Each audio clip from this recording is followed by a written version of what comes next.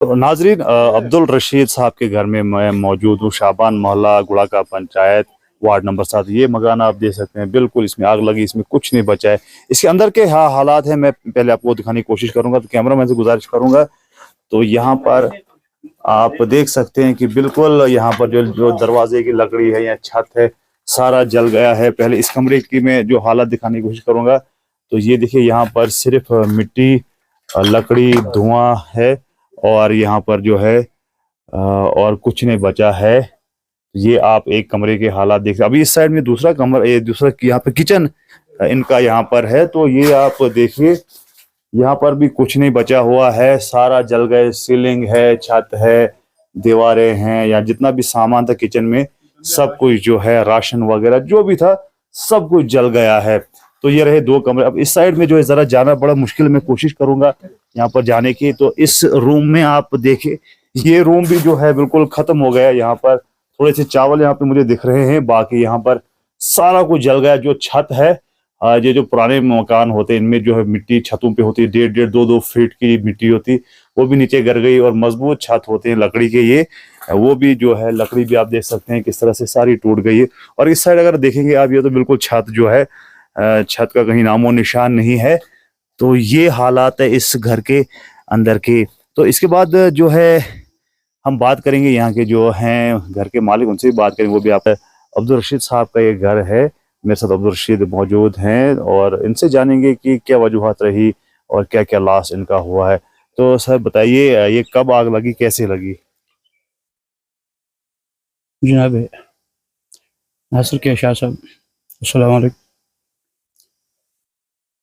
मैं ज़्यादा बोल भी नहीं पाता, तो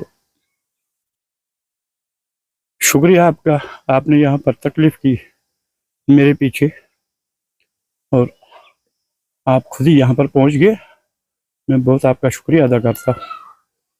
जनाब, मैं पहले भी हार्ट पेशेंट हूँ, ऑपरेशन हो चुका है, और मैं इसको दोबारा चेकअप करने के लिए परसों गया था, और मैंने पूरी देखभाल करके अपने मकान को बंद करके निकल गया था भाई के साथ। भाई ने ही मुझे अपने साथ चेकअप के लिए लिया था। और आप खुद ही जानते हैं कि घर में कितनी प्रॉपर्टी होती है। वो तो गवर्नमेंट को भी पता ही होता है कि एक घर में कितनी प्रॉपर्टी हो सकती है, और नुकसान जो है तो जनाब आपके सामने है, और सभी के नज़रों में है। यहाँ पर 2 आदमी 4 और भी हैं जो कि इस चीज़ को बखूबी जानते हैं कि पहले निज़ाम क्या था इस घर का, कि कितना खर्चा, कितना लॉस हुआ है। ये पूरा टोटल लॉस में ही चला जाता है, और इसमें जो मैक्सिमम, ज़्यादा नहीं, 70-80 हज़ार का, लाख का खर्चा लॉस है। लॉस है 70-80 लाख कैश कैश। कैश था सर? हाँ, कुछ जेवरात वगैरह ना भी? कुछ नहीं, झूठ में नहीं बोलूँगा। अच्छा। और ये पूरा लॉस है। बिस्तर वगैरह पूरा फाइनल है, बर्तन वगैरह पूरा फाइनल है। हाँ, लकड़ी पूरी खत्म है, डैमेज पूरा मकान, मतलब लॉस ही लॉस है। अच्छा।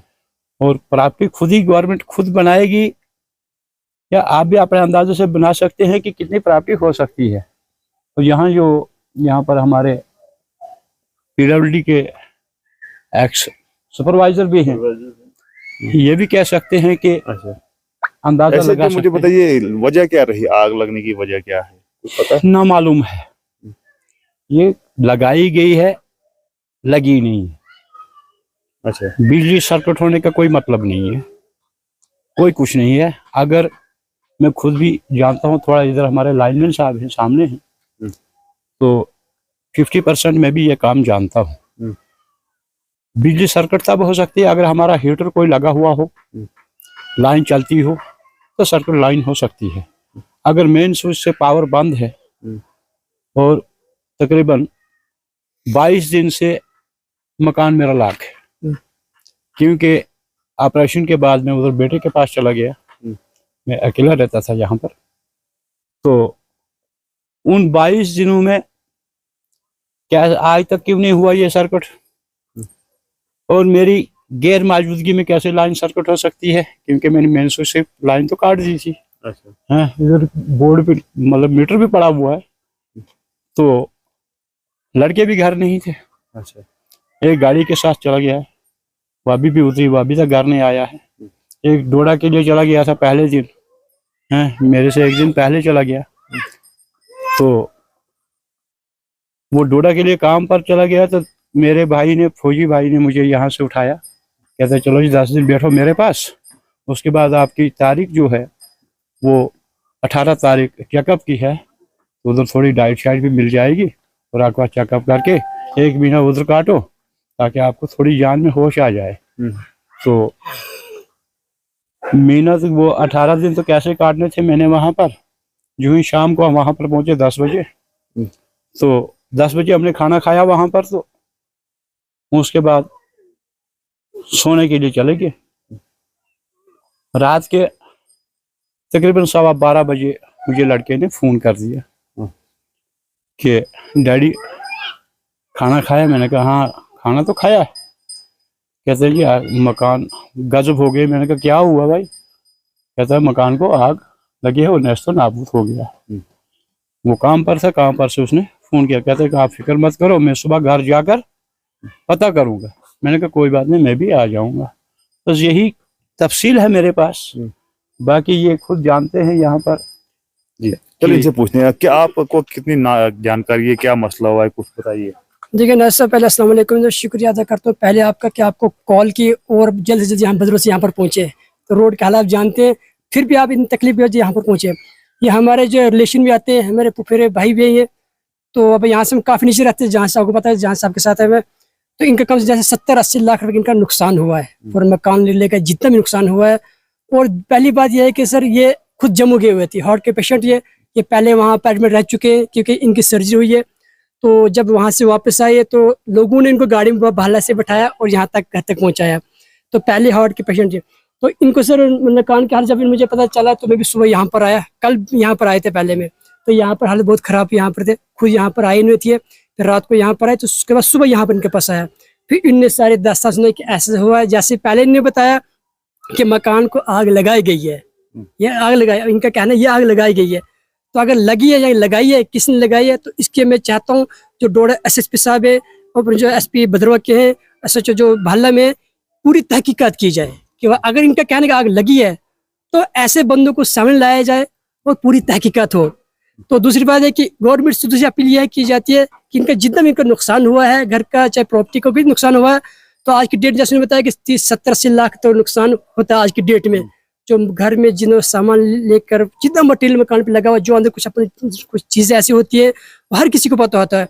तो गवर्नमेंट से अपील की जाती है कि जल्द से जल्द इनका जो मतलब मुआवजा वो भरा जाए, और जैसे इनकी जो भी मन में जो सवालात हैं तो वो ये अपने सवाल आपके सामने रख लिए हैं, तो इनके सवालों का हर एक जवाब इनको मिलना चाहिए।